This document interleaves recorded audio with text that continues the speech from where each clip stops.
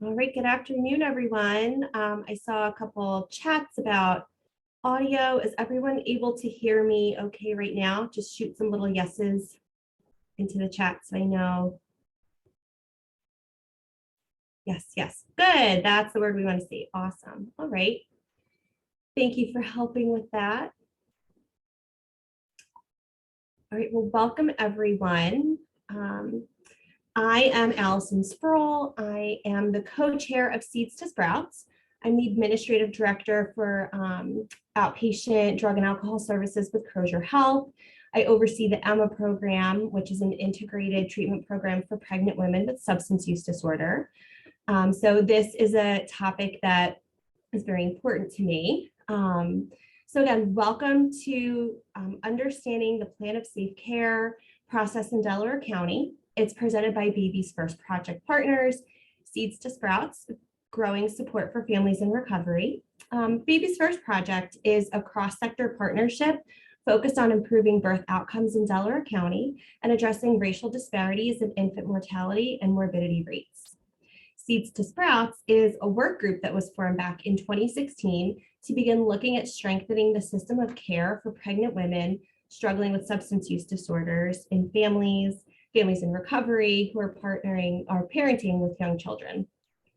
Our work group meets 6 times a year and is primarily focused on building capacity for providers around trauma-informed care, public health approaches, and collaborative practices.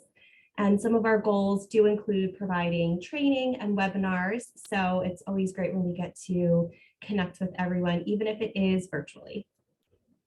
We have some amazing speakers today. We are joined by a lot of wonderful organizations. We have Maternity Care Coalition, Foundation for Delaware County, Crozier Health, Delaware County's Children and Youth Services, and Office of Early Intervention. Our objectives for today is to understand the origins of the Plan of Safe Care legislation in Pennsylvania, recognize avenues and barriers to care, find out about the new Plan of Safe Care process in Delaware County. We have some updates. Learn strategies for connecting families with valuable community resources, and identify key partners in supporting families during pregnancy with young children when a parent struggles with substance use disorder. So of course, we can't have a webinar without a little bit of the housekeeping. So some of our logistics, all attendees are in a participation mode. So you're going to be silent and listening only. But again, we have the chat and a Q&A section where we will be answering some questions. So please get on in those spots. We want to hear questions and see what you have to say. So please utilize those features. Katie and I will be keeping an eye out on them together. We welcome your participation and really encourage you. If you didn't sign in yet, please make sure you list your name and organization so that we know which colleagues are in attendance and we have a chance to connect with each other. And make sure that when you are using the chat, that you select all attendees and participants so that everybody can see your comment, not just the panelists and the host. So to raise a question, you would use the Q&A feature that I mentioned before. It's located across the bottom of the screen. This will help panelists and myself and Katie to see your questions in a timely fashion. It also allows other participants who may share your question to upvote it, so you can bump it to the top. These questions may be used to inform an FAQ sheet for general public following the event. So please ask a question, because if you have it, I bet a lot of other people have it too. This event is being recorded and will be shared via the Foundation's social media page and also sent out to all registrants and attendees along with the slides following the event. So feel free to share this information with others, ensure that your colleagues and nonprofits, everybody across the county can have the resources and information about Plan of Safe Care. And finally, as we close the webinar today, we'll be launching a very quick survey to get your feedback. We want to know how we're doing, making sure everything's effective, and we welcome your comments. They will go directly to Katie after the event. Please let us know if you have suggestions or speakers for additional material.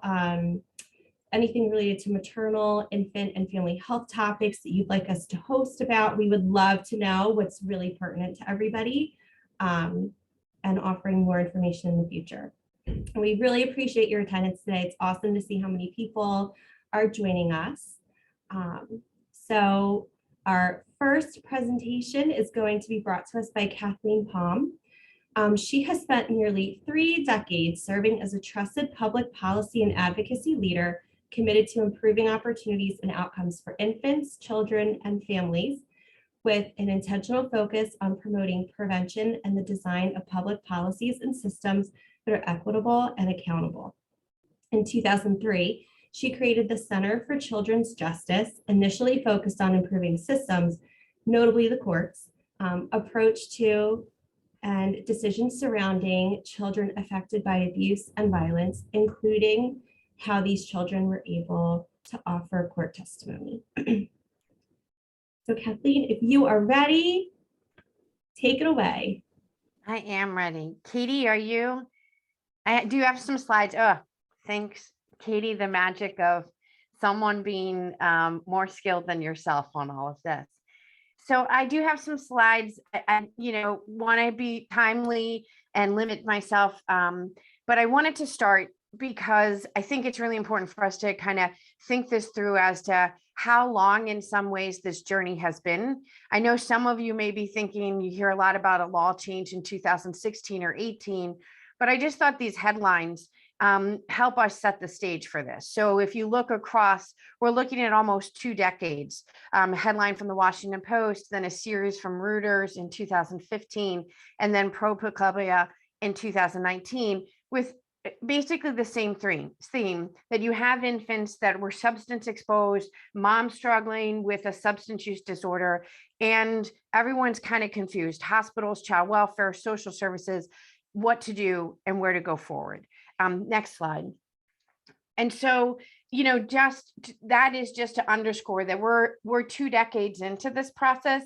We are have moved through various drug crises. Right now, there's a large focus on opiates, but it's not the only drug that has captured our attentions as it relates to pregnant persons postpartum and their infants. I also want to talk, just to call your attention to the fact that right now, hospital and healthcare facilities actually can make 2 different types of reports. They're related to each other, but they're different. So there is the epidemiology work that the Department of Health does as it relates to neonatal abstinence syndrome being a reportable health condition. And then there's the notification to Childline and to child welfare as it relates to the plan to safe care. So while they're related to each other, today, our conversation will really be about the right-hand side and the bucket and the work that is more on the child welfare side than the Department of Health side of things. Next slide. And also, I just want to underscore that this is, a lot of what drives public policy right now is about opiates, but clearly any of us doing this work knows that we've always had issues with alcohol, tobacco, cocaine. There's methamphetamine, sorry, meth. I'm losing it a little bit today. So we have always had substances that have cut across it. And so while a lot of the conversation around opiates right now, we can't really take our eyes off the broader conversation around substance use overall, including tobacco. Next slide. So back to my original point, there actually has been federal law since 2003. The Child Abuse Prevention and Treatment Act it's actually a former Pennsylvania Congressman Greenwood from Bucks County. He had been a state lawmaker. He then moved on to Congress, and he had been a child welfare worker. He was a child welfare worker in Bucks County, and he saw the effects of families that were struggling with substance use disorders and oftentimes too little connection to services and supports. So he took that history with him both to the state legislature and then to Congress. And so since 2003, we've had a federal law that said, if you're a healthcare provider and you're involved in the care or delivery of an infant that's born affected by, at the time, it was illegal substance abuse or withdrawal symptoms resulting from prenatal drug exposure. So he did that in 2003. Next slide. And then one of the key things, so one of the dilemmas that we could talk about for all day if we wanted to, is at the time that Congressman Greenwood was doing this, in a very proactive way. He was talking about home visiting, he was talking about housing, he was talking about things that were progressive in the 2000s that it took us many years to realize in federal statute. But the vehicle he used, for better or worse, it's come back to keep haunting us for 2 decades. And that where he put this language around families affected by substance use and their infants was in CAPTA. So we all talk about a public health approach. We all talk about how we need to really look at substance use in a different way. But ultimately, these provisions around a plan of safe care were then folded into a child abuse statute. And so that has complicated things throughout the years. That said, CAPTA, the language is very clear. This does not create a federal definition of child abuse. So a baby being exposed to substances prenatally in and of itself is not advocated by Congress or federal statute that it's child abuse. Next slide. Also, federal law makes it very clear that there is no invitation here for there to be prosecution of women for any behaviors and substance use during pregnancy. There are problems in that CAPTA doesn't define things like affected by. And the beauty since the beginning of time, but we've all kind of always overlooked it, is that CAPTA, even though again, it is a child abuse statute, CAPTA in many ways is about promoting prevention. It is about finding pathways to divert from child welfare. So these plans of safe care have never been said that they have to be inside and reside within the child welfare system. Next slide. So in 2006, Pennsylvania crafted its own law to become compliant with CAPTA. I won't get into that because what it looked like in 2006 is not what it looks like today. So I don't want to confuse folks, but just wanted folks to know that we've had our own state law then since 2006. Next slide. In 2010, Congress came back to the federal law and they added fetal alcohol spectrum disorder. So now you essentially had 3 bases by which a healthcare provider would make some notification that they were caring for an infant that was born affected by one of these 3 things: illegal substance abuse, withdrawal symptoms, or FASD. Next slide. So, for several years, Congress and President Obama had come together and created the National Commission to Eliminate Child Abuse and Neglect Fatalities. And one of the things that commission found as they reviewed fatalities and near fatalities, it was that this law that had been on the books for then, at that point in time, a dozen years, really lacked teeth. There really was no good implementation of it. It was very uneven, and there was really strong challenges in getting to accountability. Next slide. So as a response, Congress decided, and increasingly, one of the other things that happened in the last several years was a greater understanding that part of the way that those who are experiencing a substance use disorder, particularly opiate use disorder, have as part of their treatment is medication. And those same medications, so methadone can have the same effect for a pregnant person and the effect on their infant as someone who is using heroin while pregnant. And so one of the things that Congress said was, we really want to make sure that if there's an effect on the infant, so the infant might have delayed speech or the infant might have withdrawal, we want there to be services and supports to be there and involved with them. So they took out the word illegal and essentially created a bigger bucket to also say, we think we should have a plan of safe care for infants that might be affected by, say, medication assisted treatment drugs. So that sounds good, but as you all probably know, it's been harder to kind of implement in practice because you don't want, if someone is in treatment and complying with and been in treatment for a long period of time, does she really need someone to be calling? Does there really need to be a plan of safe care, especially given the fact that the notification is still to child welfare? So Congress had good intent, but it's been harder and trickier to do in terms of practice. Next slide. In response to the changes Congress made in 2016, then Governor Wolf signed Act 54 in 2018. And this was significant. Next slide. In that it really, there's a few ways in which our own statutes a little bit in conflict with the federal law, just in that the federal law uses the word substance abuse. We use the term substance use. But there's also the big change in 2018 was that we had always had this language around mandatory reporting. And so we changed that language to notification, thinking language mattered. So healthcare, hospital folks still make a phone call, still say we have an infant affected by prenatal substance exposure, but they didn't want folks to be seeing it or interpreting it as an absolute mandatory report of suspected child abuse. So we use this language around notification now. The other change since Act 54 is that it used to be that someone would pick up the phone and call their local county children and youth agency. So Crozier social worker might pick up the phone and call Delaware County, but now all of those calls are to go directly to Childline for Childline to streamline them and sort through them. Next slide. And so this is just a list, and you'll get these slides afterwards. I've pretty much highlighted it. But one of the things that many of us have struggled with and talked about, those of us who do public policy, is that, again, sometimes you have unintended consequences. And so for better or worse, prior to 2018, the state statute was pretty clear what the role of child welfare was. If you get a report, you're to do this, you're to go out, you're to see the infant, you're to see the mom. But we extracted that from statute, and there is no longer any specific statute as to what specifically child welfare should or should not be doing as it relates to these infants, separate and apart from the broader conversation around general protective services, or if in fact someone was also reporting child abuse alongside of the prenatal exposure.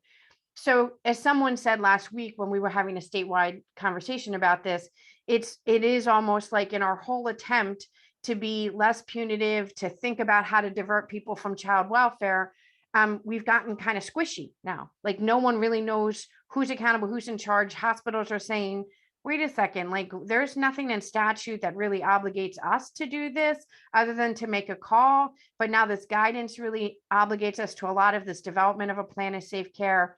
So again, we're all still just trying to figure it out and work through it. And I applaud the fact that you're getting together in Delaware County and working through this.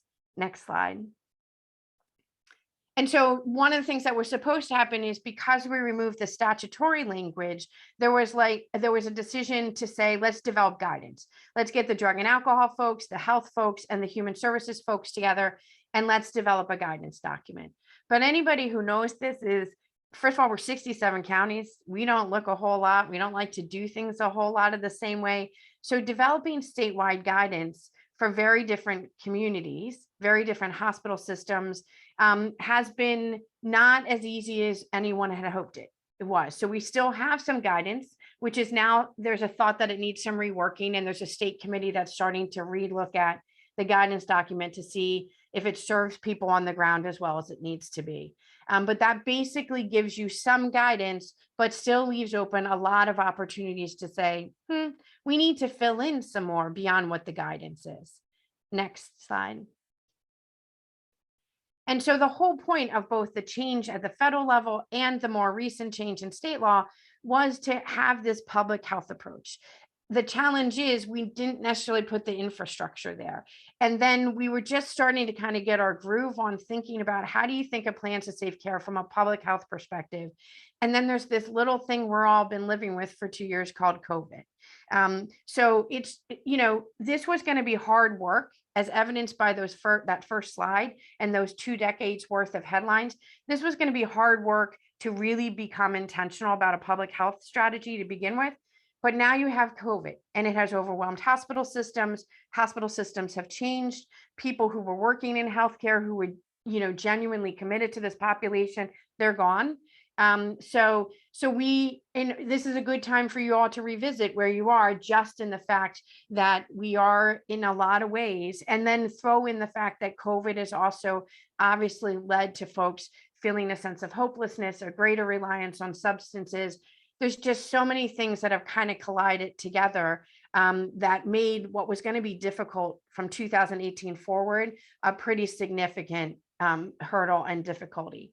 Next slide. The one good news is that we got a little bit of money from Congress when we changed the law in 2016.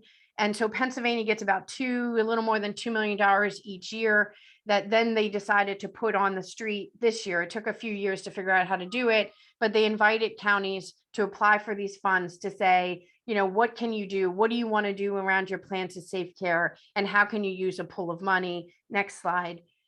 When the state did that, they allocated it based on class county size, for better or worse. I'm not sure that's the direction I would have taken, just because, your class county size may not be indicative as to what you're actually experiencing on the ground in terms of the level of maternal overdose or infant outcomes and things like that. But that money has started to flow to about half the counties took advantage of that. More counties are coming up and through it. But it is something that Congress has continued to allow for a little more money in that fund. Next slide. And so just as I'm telling you about how we've been here for 2 decades, here's how the law changed. There's this little thing called reauthorization. So the federal law has to be reauthorized, or it's supposed to be reauthorized every 5 years. That rarely happens because Congress just isn't really good at sticking through with things or following up on deadlines. That said, there is captive reauthorization legislation pending. And it's important. There's both a House bill and a Senate bill. Next slide. And one of the things that's really nice about the Senate bill in particular, led by Senator Casey, really, who's been just a significant leader on this. He has really been consistent in both the issues around pregnancy and postpartum and substance use disorders and infants. But so one of the things that would happen if we could get the Senate's version of captive reauthorization is that states would now be encouraged to no longer have the call be to a child abuse hotline, but that the call would go to something that is more public health, and where you have a smaller bucket of kids who need child welfare, you would redirect them. Next slide.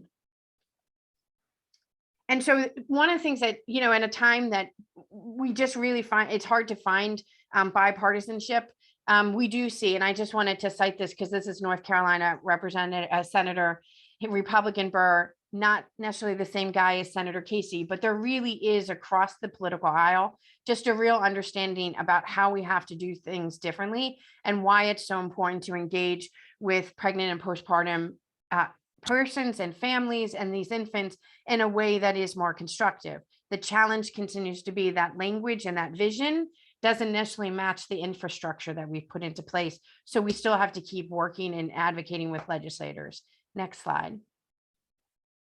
And then this is just not so much for today because my time is up and I don't want to take it, but if you're looking for kind of a look to see what has another state done, you can look to Delaware, the state of Delaware. It seemed appropriate since we're talking Delaware County to look to Delaware. Clearly, Delaware is not Pennsylvania. Like what? They have 2 handfuls of kids compared to us. But it is, they took the data for about 1,400 infants that had a plan of safe care, and they drilled deeper down and said, what do we know about these kids? What was the drug exposure like? What kind of outcomes did they have? And next slide. So it's a nice way to look at it. I mean, I think some of the good news is they didn't see out-of-home placements as much as they thought they might see in Delaware. Not surprising, a lot of the moms had a history of their own protective services involvement and trauma. There was a lot of folks that one of the things that they did see too was that there was a lot of single substance use exposure, and that was more often to marijuana than anything else. And then also they had 11 out of the 1,400 kids who experienced either a near lethal or lethal injury. So just closing on that point, just to kind of give us a sense of some of the metrics and some of the things we could be looking at in Pennsylvania. In closing, I'd just say, again, you're at a good time, because even though this has been a public policy issue for 2 decades, we're really ripe to kind of be creative, be innovative, and say, what do we want to do in Delaware County? How do we want to lift up and be supportive across generations? And how do we leverage the plan of safe care to do that? And so I thank you for the time and hope that wasn't too policy wonky for anyone.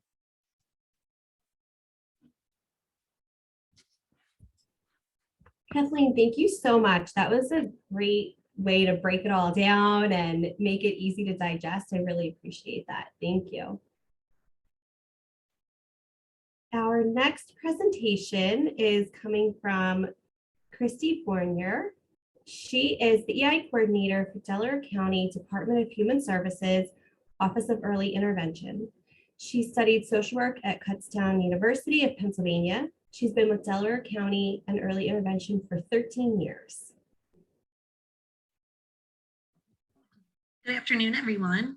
Thank you for joining us today, and thank you, Kathy, again for that great introduction on how we got here as a state. What I'm going to talk about now is a little bit how Delaware County got here today. Some of the things that we have been doing since the laws had changed. Just to kind of give you all a brief overview what we've been working on behind the scenes to get the plan of safe care where it is currently. So in May 2019, the state held a Governor's Institute and requested that each county send a planning team to represent them and learn about the changes to the federal law that we all just reviewed. Our initial team consisted of CYS, early intervention, drug and alcohol, adult services, and the Pearl program. We had to learn how to interpret the law, the information that was presented, and decide how to best implement a plan of safe care policy specific for Delaware County. And every county there had to do something similar for their own county. So from the Governor's Institute, a steering committee met monthly to interpret all of the guidelines and decide who else needed to be brought to the table for us to make these decisions. We added people and organizations such as Nurse Family Partnership, Foundation for Delaware County, hospital social workers, pediatricians, Maternity Care Coalition, Emma, amongst others. At times, it seemed like we were just constantly going in circles, and other counties were having similar concerns in their planning processes. So a 6-county regional meeting was then held so that we could discuss what everyone was doing, see where each of our counterparts were in their processes. We discussed the fact that some of us do share hospitals. So the hospital social workers that would be making these calls would also need to be familiar with all of our county's different policies. So it was kind of around that point that we all knew we needed for the process to be as streamlined as possible. Our county developed subcommittees focusing on authorizations to release information, decision trees, resource checklists, as well as OB/GYN engagement.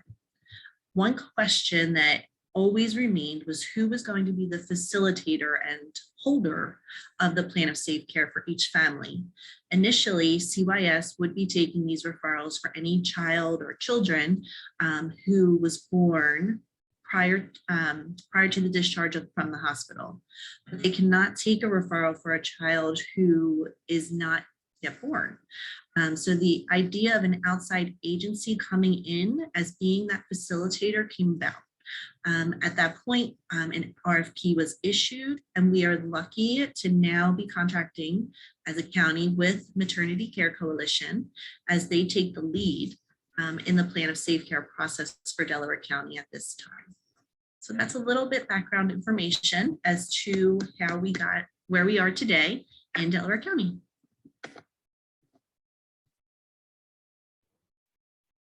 Thank you, Christy. That was a great recap of a lot of time spent working very hard on sifting through everything. Thank you.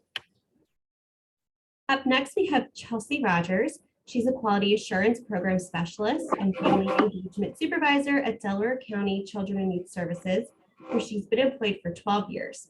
She completed her Master's of Social Work degree at Widener University and is a licensed social worker in the state of Pennsylvania. Hey, hello, everyone. So a lot of what I'm going to say, some of what I'm going to say today has already been said. Kathy eloquently said some of it, and also Christy as well.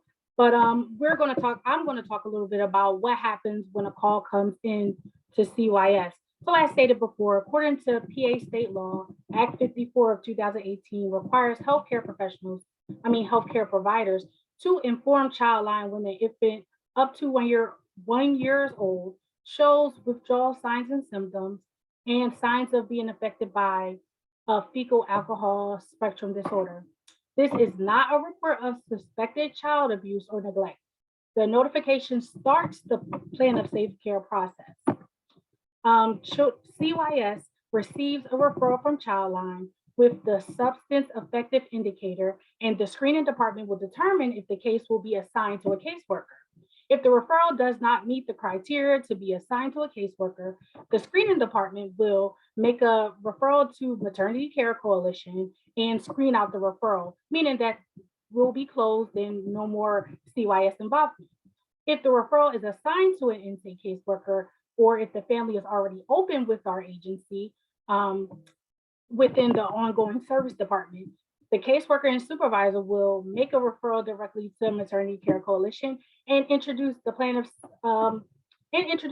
safe care to the family. Just provide them information about it and hopefully make it a little bit easier when Maternity Care Coalition starts their work with them. So I also wanted to talk a little bit about the barriers and solutions to accessing services. Again, some of this was already said in regards to the interpretation of the law and making sure that the notification is being sent to Childline. As Kathy said, hospitals are short-staffed, spread thin. As we're going through a pandemic right now, there's constant turnover, and I'm sure that's with a lot of people in service.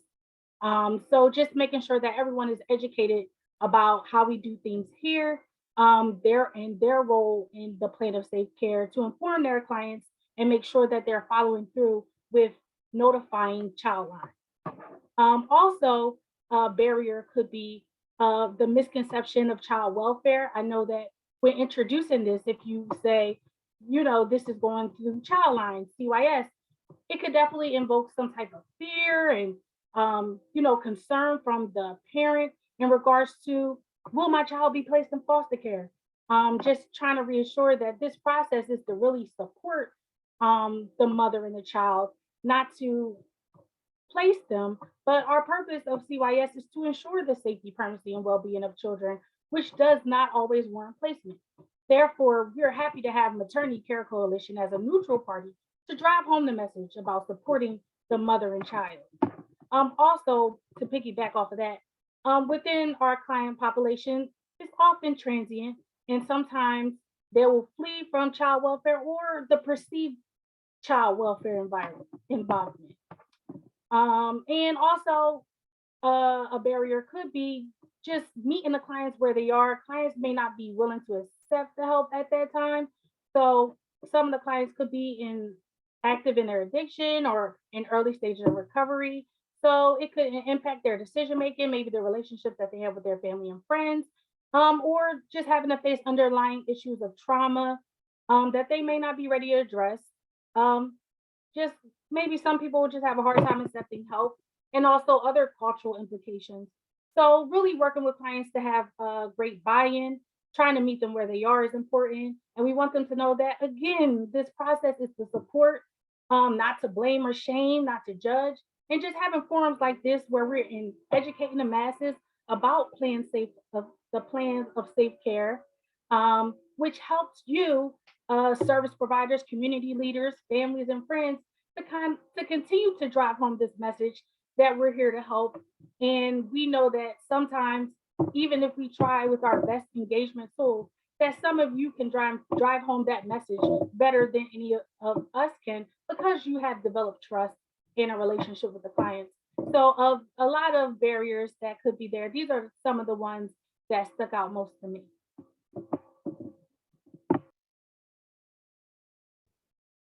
Chelsea, thank you so much for a great highlight of the barriers and solutions and helping us to figure out how to address them. I know it's not an easy task. Next, we have Kim Friel. She's the supervisor of Mommobile Families First program in Delaware County. She studied social work at Temple University. She has been with Maternity Care Coalition since July 2021. Thank you.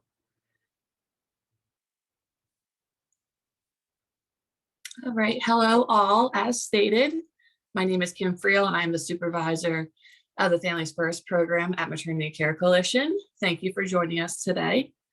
I have been with Maternity Care Coalition since July last year, when the Families First program was started after receiving the contract with Delaware County CYS.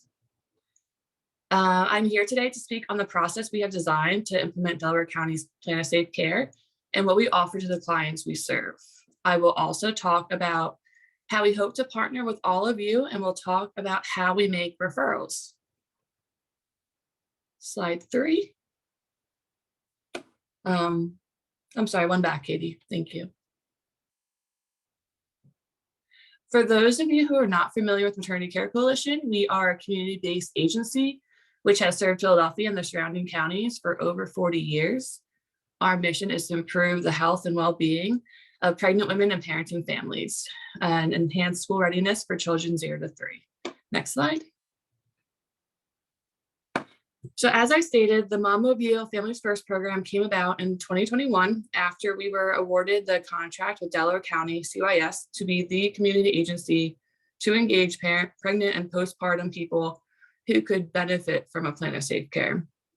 These are individuals who have active substance dependency, particularly opiate and alcohol disorders, which have affected their fetus or newborn baby, or has the potential to affect them.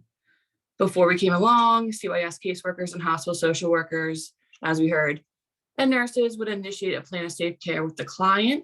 The hope is that as a trusted community-based agency, the MCC team of advocates would have better success in engaging and supporting those who could truly benefit from a plan of safe care. Our team is comprised of myself and 2 other advocates, Rania Dumez and Liberty Bruce, who are here on the call today as well. And this is a picture of Rania on our first plan of safe care home visit. We always come bearing gifts for the new mom, including little newborn outfits, diapers, wipes, books, baby lotions, etc. We will then sit down with her, which is in the home, outside the home, in the hospital, virtually. With the recent COVID surges, we will explain what the plan of safe care is and talk about all the different resources we can help with. Our staff, which we refer to them as advocates, the first goal is to try to gain trust and build a rapport so that clients may be more open to our help. Our advocates also receive extensive training in trauma-informed practices, social determinants of health, home visiting, pre and postnatal care, child health and safety, substance use, harm reduction, and mental health. Next slide, please. So what does a plan of safe care look like? The plan of safe care we used was developed by a steering committee, as Katie described. It is 3 pages long and serves as a discussion point, as I tell our clients. They are encouraged to have anyone they consider a support, a partner, a family member, caseworker, or recovery support person at the meeting as well, if they'd like. It's a great starting point to see what resources and referrals they and their family may benefit from. It is completely voluntary and the client does not have to fill one out. Even if they do sign the document, they are not held liable for completing the action steps. It serves as more of a reminder for them of what we talked about and what they might want for themselves. We do at least one follow-up with them after the initial meeting to see if and how they are carrying through with the plan of safe care and if they need any further assistance. And we do sit down with the client and make phone calls with them and connect them to referrals. So it is more of a warm handoff to all the resources and referrals that we think that they could benefit from.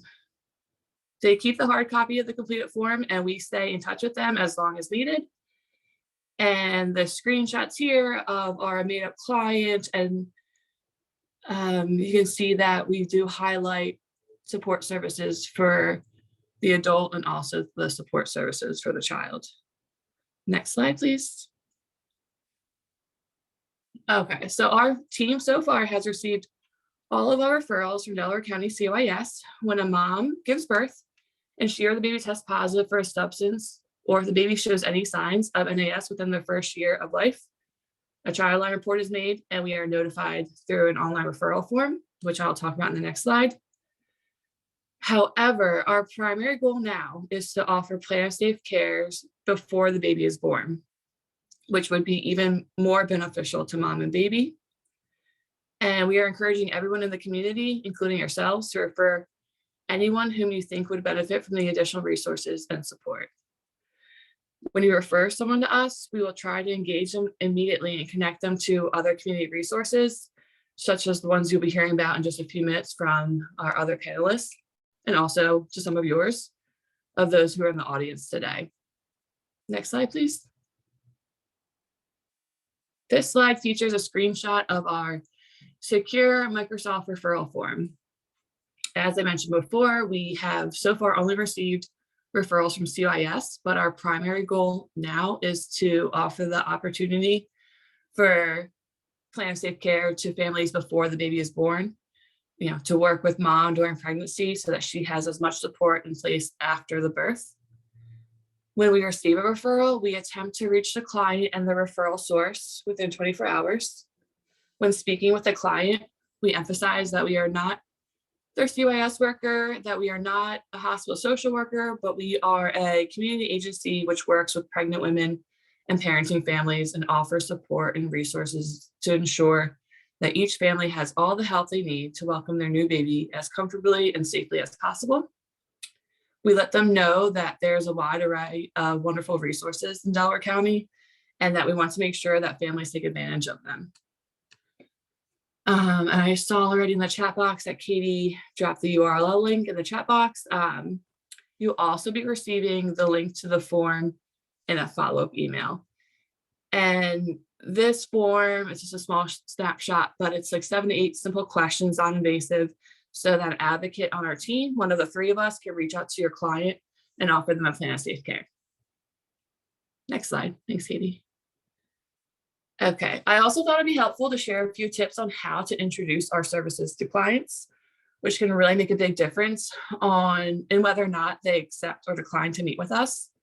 It can be tricky though because of the stigma of substance use and the fear of their children may be taken from them, and so they may be reluctant to interact with any program which addresses substance use. Some helpful ways to present it is by minimizing references to some substance use and emphasizing instead our programs focus on support for mom and baby, including providing things like cribs, diapers, clothing, and help getting set up with benefits.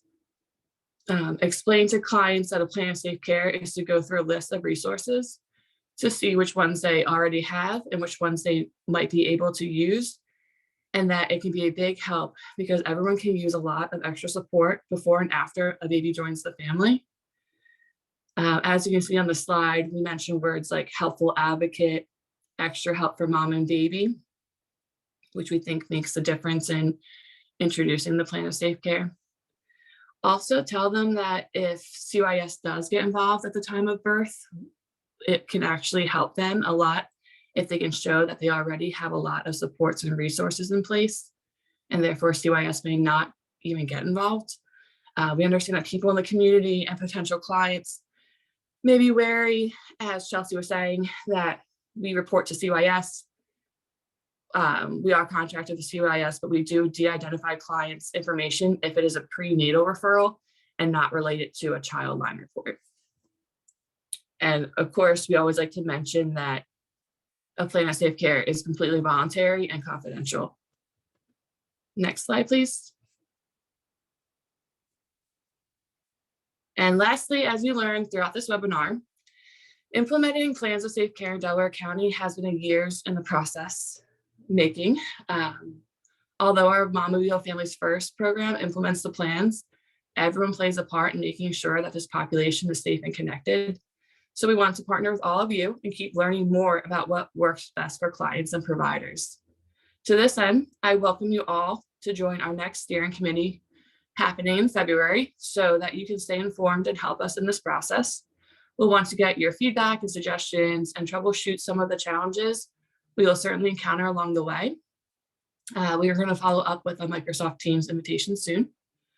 And we'd also like to learn more about any services or programs you offer to this population. So please get in touch if you'd like to meet on a call virtually and tell our team of advocates more about what you do. And I included my contact information, Colette Greens, my supervisor, the Senior Director of Programs information, and the form link that was dropped in the chat, which will also be in a follow-up email. And the QR code is very cool. You can take a picture of that right now with your phone and have it uploaded. So thank you so much for your attention. And I believe the next panel speaker is Dana. Hi, good afternoon, everyone. I'm Dana Rajka. I'm the Drug and Alcohol Assistant Administrator for the Delaware County Department of Human Services Division of Drug and Alcohol. I'm just here today to share some drug and alcohol resources with you all that some are county funded, so they would be free, and then others are just resources for prenatal and perinatal mothers. So I work at the Single County Authority, and we do see pregnant women who use substances or inject drugs as a priority population within our county. So all of these individuals who are seen as a priority must have a level of care assessment and be offered admission into that recommended level of care immediately. In order to be assessed by the county, you do have to access one of our anchor providers for drug and alcohol treatment, which are Crozier Chester Medical Center, of course, in Chester, Keystone Center, also in Chester, and Marquis and Sharon Hill. Again, the individual will be able to obtain an assessment, and through that assessment, they would be linked to funding for county treatment, which means they would be sent to a provider that we contract with, and we would be eligible to pay for their treatment, stay, and needs. Services we are eligible to fund for county residents, which again includes prenatal and perinatal mothers, are withdrawal management. Some of those contracts also take adult women with children or pregnant women, depending on the facility. Inpatient residential services, intensive outpatient, outpatient, medical assisted treatment, recovery house, certified recovery specialist services, and Narcan distribution for the individual and their families. We all know prevention is also very important when it comes to drug and alcohol, especially for youth that live in homes where substance abuse is present. Specific programs that we fund for children who live with substance abuse in the home is Alice Pals, which is implemented by Crozier in their prevention unit. It's a comprehensive program that develops social and emotional skills, self-control, and problem-solving abilities in order for children ages 3 to 5 to make healthier decisions. And it is an evidence-based program model. So this is for families who do specifically access outpatient services at Crozier's community campus. We also have fund a program called Children Holding a Safe Environment that is also facilitated by Crozier. It's a parenting and family management services, and it's structured in classes intended to assist families in addressing substance abuse factors and just learning about substance abuse as a genetic disease. That is for youth ages elementary school to high school. And again, that could run as like a support group with a bunch of kids or even one-on-one. And then lastly, I just wanted to touch on 2 programs that are not county funded, but are relevant to the topic of drug and alcohol, and of course, plans of safe care. The PEARL program is the Prevention, Education, Addiction, and Recovery Linkage Program that's offered through Crozier. It offers a comprehensive intensive case management and nurse navigation services to assist mothers or expecting mothers who may be struggling with substance abuse. So the PEARL team would connect the mother through outreach with physicians and community agencies and healthcare facilities throughout Delaware County. Of course, that includes Crozier and other facilities. The PEARL program aims to begin working with mothers during the prenatal stage and provide ongoing support and ancillary services postnatal until the baby reaches 2 years old. The program is available to mothers with Keystone First Insurance. And then the last program I want to mention that was mentioned a couple times already today is the EMMA program, Expectant Mothers Managing Addiction. Again, that is facilitated through Crozier. It's a support program for women who are pregnant or immediately postpartum, typically 6 months or less, who are currently enrolled in Crozier Health Recovery Center for intensive outpatient treatment with or without methadone. And it's education regarding neonatal abstinence syndrome and again, IOP. The program meets Tuesdays from 9 a.m. to noon, and the program, it was built into the group time, so there's no additional time added to the IOP groups for participation.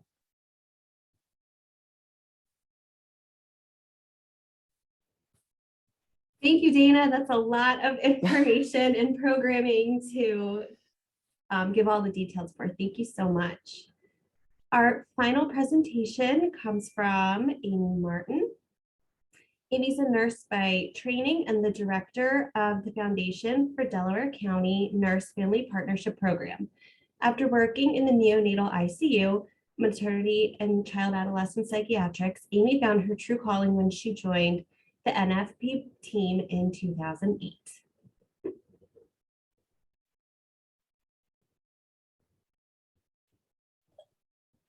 Thanks so much, Allison. I apologize. I was on mute. Let me just pull up my presentation here. Well, it's great to be a part of this program. And I just want to acknowledge that the Foundation of Delaware County has programs, home visiting programs for pregnant and parenting families of young children. But we're not the only programs in Delaware County that might be able to support the families that we're discussing today. We also have Early Head Start, Healthy Families America, and Parents as Teachers here in Delaware County. I'm going to talk specifically about the programs of the Foundation for Delaware County, and those two programs that provide home visiting are Healthy Start and Nurse Family Partnerships. Healthy Start and Nurse Family Partnership, families that enroll into our programs will have either their own personal nurse or case manager to address their health, parenting, and the many needs that come up along the way when they become new parents, whether it's their first child or they have more than one child. Their home visitors are able to partner with parents to offer support and education, develop relationships, and do so in a judgment-free manner. We focus on health of the pregnant parent and their prenatal care. Our nurses screen for danger signs of pregnancy in the and in the postpartum period. We also screen, and we complete assessments including weights and blood pressures. Home visitors make sure parents have everything that they need to welcome a new baby into their home. We also refer to services as needed. We routinely screen for depression, anxiety, intimate partner violence, and pregnancy or health issues during each visit. We help families access medical insurance and income benefits, WIC, housing, utilities, job, educational opportunities, transportation, and more. We also will help families just to explore their own support networks of family and friends and childcare, just to make sure that they have all the support in place for their family. Babies, once the baby arrives, we focus on the baby's health, making sure that they are connected to a pediatrician. We will follow their growth and development by performing regular ASQ screenings and referrals as needed to early intervention or other resources.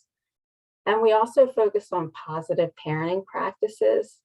Many of us need to undo some of the lessons that we may have learned growing up, and that's something that we can provide up until the baby's 18 months old or 2 years, depending on what programming families enroll in. We also show parents how to be their child's first teacher. We can assess the safety of the home, provide information about safe sleep and sleep arrangements and everything that comes along with a baby up until they're 2 years old. Over the years in our programs, we've found that there's a lot of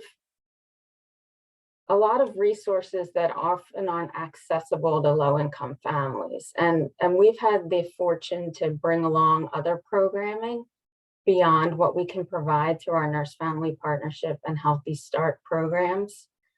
Someone who is enrolled in our programs, if a need arises, they can have access to programs such as Moving Beyond Depression, which is for mothers with major depressive disorder, and that involves in-home cognitive behavioral therapy. We also offer short-term therapy and the ROSE program that targets depression prenatally. We're fortunate enough to have 2 medical legal partnership lawyers that work with us in our offices, and they address civil legal needs such as housing issues, access to benefits, utility needs, and other advocacy. We also have a fatherhood engagement component. Fathers are encouraged to engage during our home visits, but we also have something separate that we thought would help address specific needs that our dads have. So that's a newer program to the foundation, and something that we're building and is really coming a long way. We also have the HOPE program, which is a housing program where we can help with rental assistance and provide other help in accessing affordable housing throughout Delaware County. We also administer 3 WIC clinics throughout the county. We offer nutrition to families during pregnancy until the baby's 5 years old, breastfeeding support, nutrition, education, and additional resources. So when we're speaking about parents in recovery, we can acknowledge that having a substance use disorder has significant challenges and barriers, but we think that our services are appropriate for families in treatment for a few reasons. One being that we are hiring certified recovery specialists to help engage families. These are professionals who are also in recovery. They're probably further along in their recovery journey, but they can support someone and they understand what the family's going through. They can help engage our families, connect them with recovery and treatment services, and also be an advocate and a liaison between the treatment and the home visiting worlds. Our programs also offer an overall safety net for families. We can tailor our services to meet the needs of individuals and to ensure positive health outcomes. The last thing we want to do is to be a burden on families, because when you're in treatment, we know that there's a lot that's involved with that. So we try and tailor our visits. We can really kind of design our programming to meet the needs of the family. It's not something where you have to attend this many home visits in order to be involved. We can really tailor it to meet the family's needs, whether they want to meet with a nurse or case manager once a week or once a month. We're able to do that. We have that flexibility within our programs, and then we can layer on those other programs that can also benefit the family. So we really try and take a holistic approach to make sure to meet the family's needs. So I hope I haven't gone over my time. There's a lot to cover, but I'll turn it back to you, Allison. Thank you, Amy. You all are doing so much for our families. It's wonderful. And I always love listening to the lists of services and things that you're able to offer. It's great. Thank you. So that concludes our presentations. I'd really encourage everyone to utilize the chat or the question and answer feature so that we can hopefully answer any questions that you have. I know I saw one earlier, didn't want to let it go. So panel, I am going to read this question. Kim, I think it's going to go more to you. If a member is in a home visitation program already, can the form be filled out by the current program instead of by MCC? I saw that question asked. So we are the ones that are contracted to gather them all. So that's exactly why you'd make a referral with that referral form to us. You can, of course, be part of the meeting if the client wishes, as like someone at their support, someone at the table with them, but all referrals and come to us and we introduce the plan of safe care. Thank you, Kim.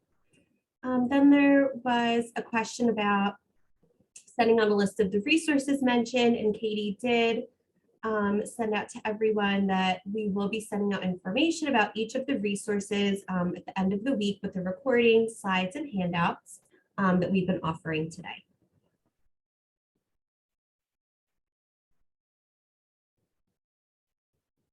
Looking for other comments. Just some positive feedback was the keywords in the presentation are very helpful, particularly extra help. Another addition was Crozier's Emma program also offers services for incarcerated expecting mothers.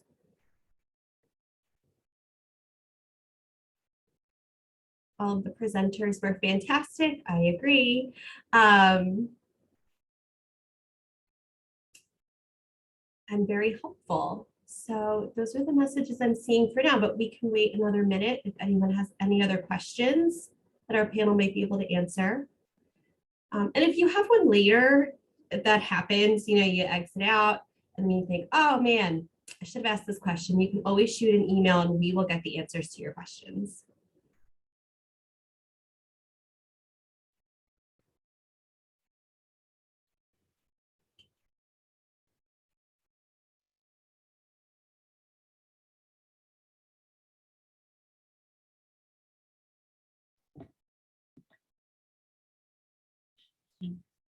Yes, I'm seeing just something from Katie, just to talk a little bit about early intervention and the support that we offer to these babies that are receiving a plan of safe care. So just so that you are all aware, Delaware County Department of Human Services, Office of Early Intervention Division, we provide supports and services to families with infants and toddlers, ages birth to 3 with developmental delays. We are a parent coaching model. Our services are free to any eligible child who resides in Delaware County. Eligibility is determined through a multidisciplinary evaluation using a standardized assessment tool. There are 3 ways that a child can be found eligible for ongoing services, and that is through a 25% developmental delay based on the assessment tool, informed clinical opinion, or a diagnosis that results in a high probability of delay.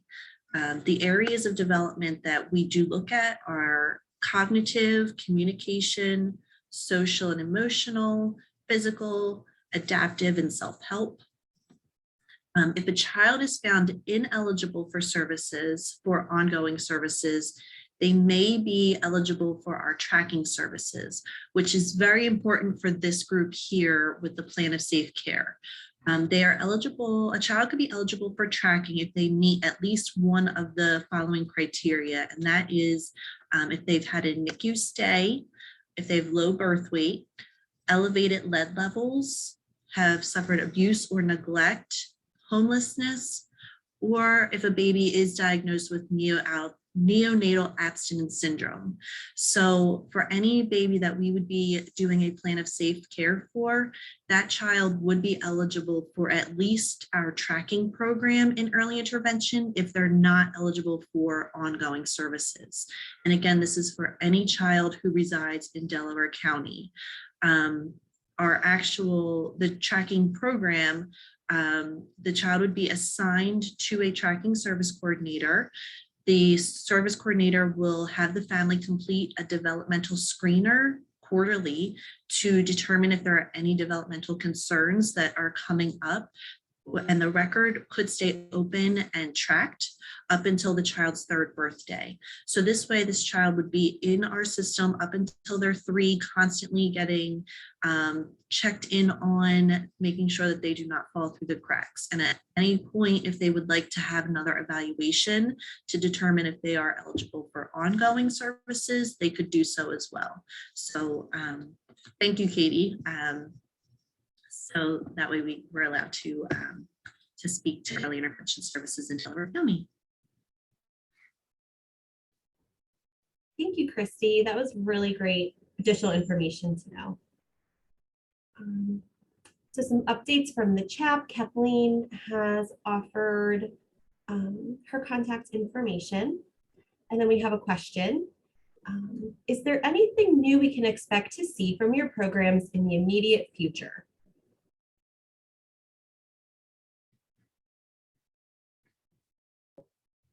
Also, Children and Youth Services is trying to bring on a certified peer recovery specialist as well. So hopefully that will help us with the engagement piece as well. So that's in the works and hopefully sooner than later. The only thing I would add to kind of pick up where Chelsea was that, the way that county children and youth agencies get funded is through what you could say is a cumbersome needs-based budget plan and budget process. But going forward, I believe it's going to begin next year. The plan of safe care work will be folded into the needs-based plan and budget versus kind of what happened over the last year where there was more of a grant. We had the federal funding. They went out to counties and said, tell us what you would do with this. From this point forward, it will be part of the folded in of the broader work that counties do, and each year make the case for why they're doing it, what they need, and to what degree the resources they're asking for match up with what the demand is.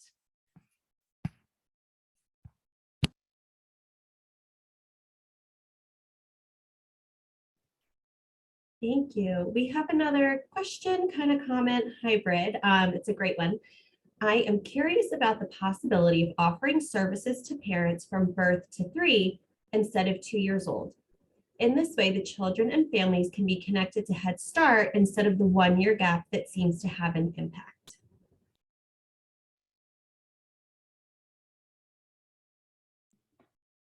I'm not sure if this is directed to early intervention, but early intervention is from birth up until age 3.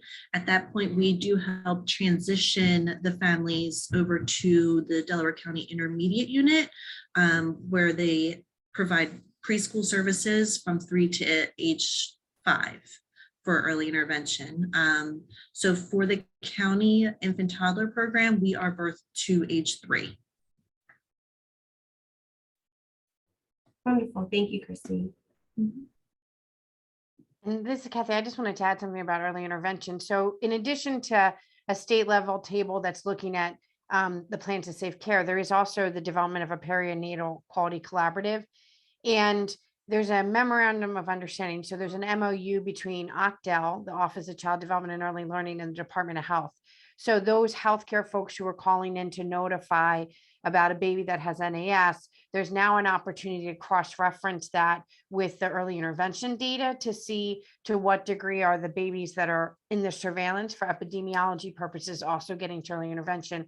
And it does seem like there's some struggles there in terms of actually getting kiddos referred to and connected to early intervention services. So I think as you look at forward in Delaware County, that might be one of the things that you're already doing well, or you might need to have like some additional conversation and fluency about, just because it does seem to be a hurdle, in part because maybe the healthcare providers think doing the notification to the Department of Health automatically then triggers an early intervention referral as well. So just wanted to put that out there as you think about what kind of our next steps and to-do items in your county.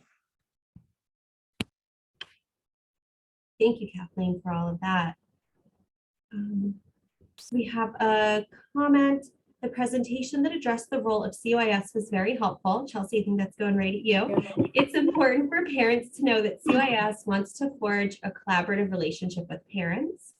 And we have some agreement with that, some seconding of that comment. Chelsea, I don't know if you want to say anything to that. Yeah, absolutely. And you guys are 100% right. We try and work our best to work with families. I think, over the years, it seemed like CYS wants to plan for you, and we're trying to change the narrative. Like, we want to plan with you. We have different family engagement models or interventions that we use now, one being family group decision making, where we try to bring in the family and bring in the parents to talk more about, like, how can we help you? How can we do better with meeting you where you are, and make plans that you guys will want to follow through with. Because it's easier to follow through with plans that you were a part of than plans that people kind of impose on you. And I think we like to appreciate and value the family role and voice, the client's role and voice, and their self-determination. So absolutely. and other things that CYS provides in regards to resources when you're involved with our agency. We have parenting programs, we offer evaluations, we have great case management, a great case management team behind us.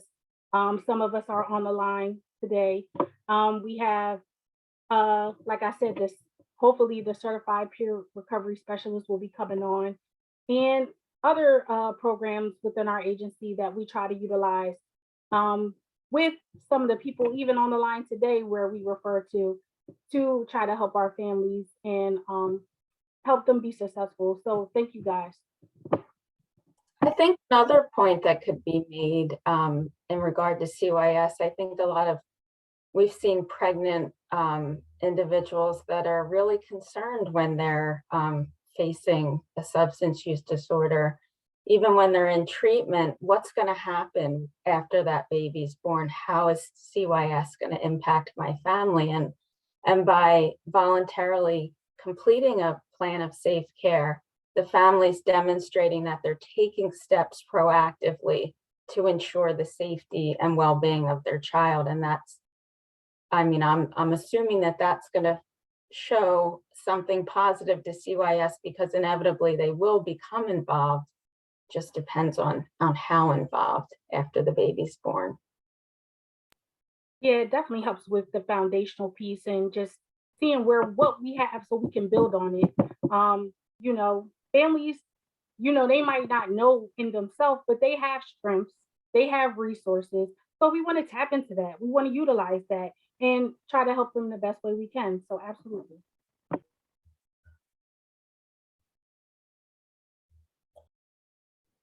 Thank you, Chelsea, for elaborating a bit more on that. It's great to know some of the practices that your team is using, so it's not something that we often get to hear about. And thank you, Amy, for the supported follow-up.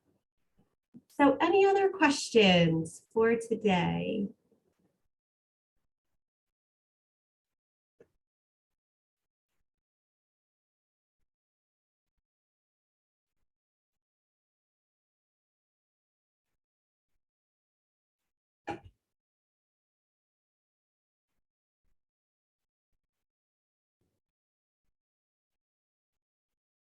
All right, well, if you don't, thank you everyone who asked questions and comments. Katie is going to be launching a quick exit poll to complete. It was great having all of our panelists. Thank you so much. We're giving you a virtual round of applause. Thank you for taking time to share your information and expertise with us. It's wonderful to see all of our faces and hear what everyone's doing to support our county and our families and moms and babies, and hopefully keep everybody in a healthier place. Thank you so much. And again, Katie's going to send everything out, so keep an eye out by the end of the week.